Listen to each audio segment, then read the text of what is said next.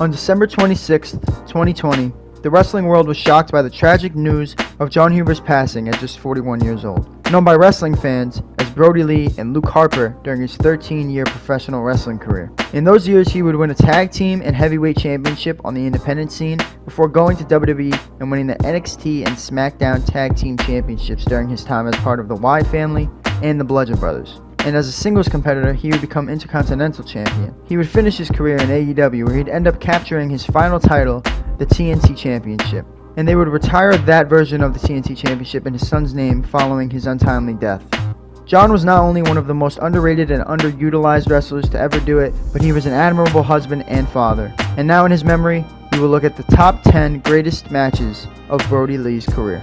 Before we get into the top 10, here are a few honorable mentions. His first pay-per-view match alongside Rowan taking on Bryan and Punk at WWE Survivor Series 2013 pay-per-view. The 7-man Intercontinental Championship ladder match at WrestleMania 31. His AEW Championship match with Jon Moxley at AEW's Double or Nothing pay-per-view in 2020. His TNT Championship defense against Orange Cassidy on the September 23, 2020 edition of AEW Dynamite, and his crowning moment taking the TNT Championship from Cody on the August 13, 2020 edition of AEW Dynamite. Number 10.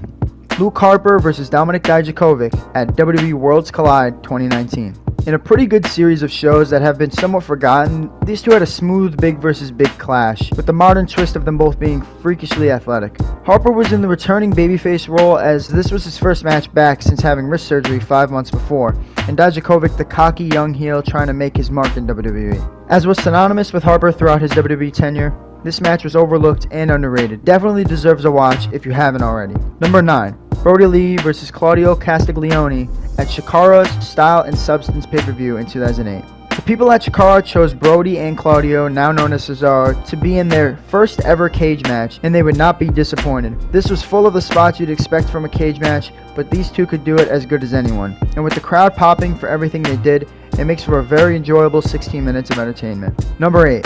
Harper and Rowan vs. Bryan and Reigns at WWE's Hell in a Cell pay-per-view in 2019. Here's Luke Harper's final WWE match, and what a way to go out. Him and Bryan have always had great chemistry. Watch their match on the December 30th, 2013 edition of Raw for more proof of it. So you're taking that and adding Rowan, who he's had classics teaming with before, and slotting in Roman Reigns, who has one of the best hot tags in all of wrestling, and you get one of the best matches of that year. All four of these guys were on their game, maybe in part due to the storyline coming into this match being horrible, but nonetheless, if Harper wanted to leave WWE on a high, this was the way to go. Number 7. Brodie Lee vs. Eddie Kingston at Chikara's It's How You Play the Game pay-per-view in 2012.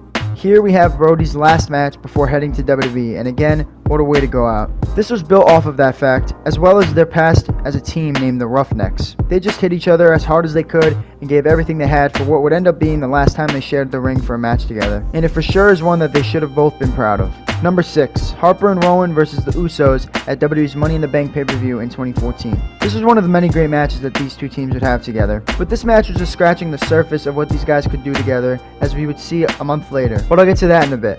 Number 5, we have Luke Harper vs. Dolph Ziggler at WWE's TLC pay-per-view in 2014. Although this was the first ladder match of his career, Harper was no stranger to weapon-based matches, as while on the independents he took part in many hardcore matches. And these matches bring out his best individual performances, and with Ziggler selling his ass off like he always does, getting busted the hard way in the process, it makes for a very, very fun opening match. For one of the worst pay-per-views of that year, this was definitely the highlight. Number 4, Harper and Rowan vs. the Usos at WWE's Battleground pay-per-view in 2014. Top 5 match of the year quality right here, which you've come to expect when you see chemistry like this between two teams. The 2 out of 3 falls stipulation is always fun, and I feel like it enhanced the unpredictability of this match. I was betting on every false finish, and there were some really good ones, and although I think the wrong team won, it was hard to think about that after how entertaining the match was. Number 3, Luke Harper vs. Randy Orton at WWE's Elimination Chamber 2017 pay-per-view.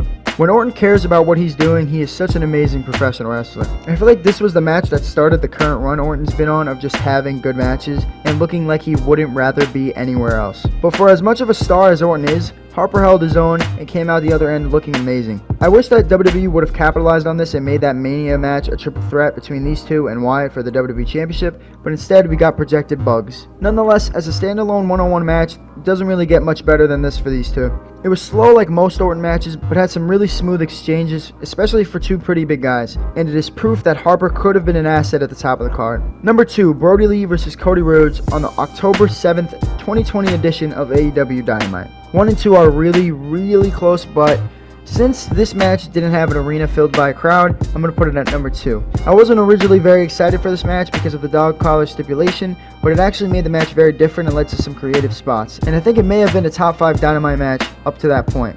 It's still crazy to think that this is Brodie's last ever wrestling match, but as he showed before on the Indies and in WWE, he can go out at the highest level. This is one of my favorite AEW matches of all time, not only because of how good the guys in the ring were, but because of its significance being Brodie's last match and seeing how invested he really was in his character, Mr. Brodie Lee. And at number 1, the Wyatt family versus The Shield at WWE's Elimination Chamber pay-per-view in 2014. It's really crazy how over these two stables were at the time, and honestly all of the matches they had were great and could have been honorable mentions. But this one was on another level. Everything you expected to see from these guys is here, and I don't know if it's possible to do it any better than they did it on this night. That's my list. Thank you guys so much for watching. If you disagree or feel I left any out, let me know in the comment section.